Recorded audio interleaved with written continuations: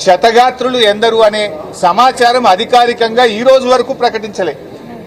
Correct లెక్క ఎందరు చనిపోయినరు, ఎందరు తీవ్రంగా గాయపడ్డారు, ఎందరు తక్కువగా గాయపడ్డారు ఆ వివరాలే ఈ రోజు వరకు అఫీషియల్ గా చెప్పట్లేదు. తర్వాత మృతుల్లో ఎంతమందికి డబ్బులు ఇచ్చారు, గాయపడ్డ వాళ్ళకి ఎంతమందికి డబ్బులు ఇచ్చారు, ఎవరెవరికి ఎంత ఇచ్చారో చెప్పిందా ఈ రోజు వరకు?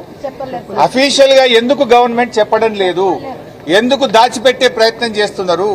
చనిపోయిన వాళ్ళ పేర్లేంది, ఎవరెవరికి ఎంత డబ్బు ఇచ్చారో అఫీషియల్ గా చెప్పండి. క్షతగాత్రులు ఎవరు, వారికి ఎంతెంత డబ్బులు ఇచ్చారో అఫీషియల్ గా చెప్పండి. అంటే మొత్తం దాచిపెట్టే ప్రయత్నం చేస్తా ఉన్నారు. అసలు కొంతమందికి 10 లక్షలు ఇచ్చారు, కొంతమందికి 10 లక్షలు కూడా ఇవ్వలేదు, కొంతమందికి 15 లక్షలు ఇచ్చారు, కొంతమందికి ఆ 15 లక్షలు కూడా ఇవ్వలేదు. అందువల్ల ఇప్పటి వరకు ఎవరెవరికి ఎంత నష్టపరిహారం ఇచ్చారనే వివరాలను వెల్లడించడంలో గోప్యంగా ఎందుకు పెడతా ఉన్నారు? ఈరోజు సమాధానం చెప్పాల్సిన అవసరం ఉంది. ఇది ఎఫ్ఐఆర్ కాపీ, ఈ ఘటనలో చేసిన ఇది ఎఫ్ఐఆర్ కాపీ, ఇదేమో కంప్లైంట్. ఇది ఎఫ్ఐఆర్ కాపీ, ఇది కంప్లైంట్. కంప్లైంట్ ఏమిచ్చారు? చనిపోయినటువంటి జగన్మోహన్ యొక్క కొడుకు యశ్వంత్ ఇచ్చినటువంటి కంప్లైంట్. చనిపోయిన కార్మికుడు జగన్మోహన్ చనిపోతే ఆయన కొడుకు యశ్వంత్ కంప్లైంట్ ఇచ్చాడు. ఆ కంప్లైంట్ లో ఎంత స్పష్టంగా చెప్పారంటే,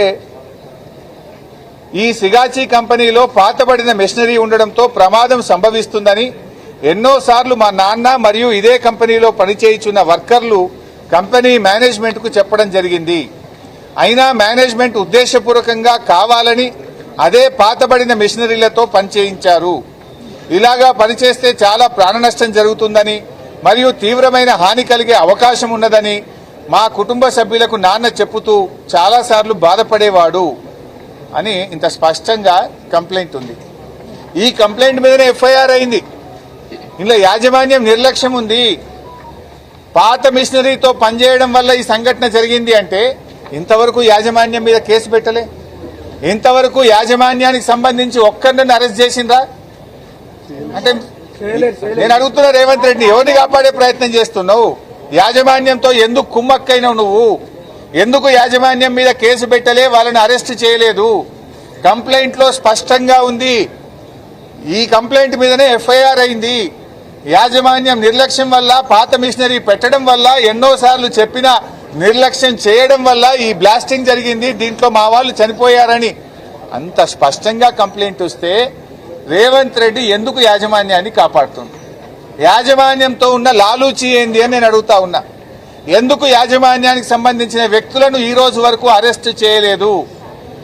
దీనికి సమాధానం చెప్పాలని చెప్పి కూడా నేను ప్రభుత్వాన్ని డిమాండ్ చేస్తా ఉన్నా. మన తెలుగు రాష్ట్రాల్లోనే అతిపెద్ద సంఘటన, ఒక కంపెనీలో జరిగిన బ్లాస్టింగ్ లో 54 మంది చనిపోయిన మొదటి ఘటన ఇది. ఇందులో 46 మంది ఏమో చనిపోయినట్టు డిక్లేర్ చేశారు. మరో 8 మంది మిస్సింగ్ అంటారు. మిస్సింగ్ ఏందండి నాకు అర్థం కాదు. ఏం తమాషా? మిస్సింగ్ ఏంది? బొక్కనే దొరకలేదు, శవమే దొరకలేదు, బూడిద తప్ప ఏమి లేదు. దానికి మిస్సింగ్ అని ఆ కుటుంబాలను ఎందుకు వేధిస్తా ఉన్నారు? ఆ 8 మందిని వెంటనే డెత్ డిక్లరేషన్ చేయండి. ఆ 8 కుటుంబాలకు కూడా వాళ్ళకి డెత్ సర్టిఫికేట్ ఇవ్వండి, ఎక్స్గ్రేషియా అందించండి. ఆ కుటుంబాలను కూడా ఆదుకోవాలని కోరుతా ఉన్నా. ముఖ్యమంత్రి గారు వచ్చిండు, అది కూడా తెల్లారి మర్నాడు వచ్చిండు. మెల్లగా తెల్లారి వచ్చి మేమందరం కూడా గట్టిగా డిమాండ్ చేస్తే 54 మంది చనిపోతే హైదరాబాద్ పక్కనే ఉంటాడు, అర్ధగంట దూరంలో లేడు ముఖ్యమంత్రి. కానీ తెల్లారి వచ్చి మెల్లగా ఏదో మీడియా ముంగట పోజులు కొట్టిండు, మేనేజ్మెంట్ ను తిట్టినట్టు, మేనేజ్మెంట్ మీద కోపానికి వచ్చినట్టు. మరి మేనేజ్మెంట్ ఎందుకు అరెస్ట్ చేయాలి? మేనేజ్మెంట్ మీద ఎందుకు కేసు పెట్టలే? బిల్డప్ ఇచ్చిపోయినావు నువ్వు, ₹1 కోటి ఇస్తా అని అనౌన్స్ చేసిపోయినావు. మా విలేకరులు ఒక్క నిమిషం, విలేకరులు అడిగారు ముఖ్యమంత్రిని, ఈ ₹1 కోటి ఎవరిస్తారు? ప్రభుత్వం ఇస్తుందా, కంపెనీ ఇస్తుందా అని అడిగితే ఉల్టా దబాయించిండు రేవంత్ రెడ్డి. విలేకరుల మీద దబాయించి మీరే సాక్ష్యం ఆ రోజు. మీకెందుకండి, ఎవరిస్తే మీకేందండి, మీరెందుకు అడుగుతున్నారు, మేము ఇస్తాం కదా ₹1 కోటి అని దబాయించిపోయిండు ముఖ్యమంత్రి.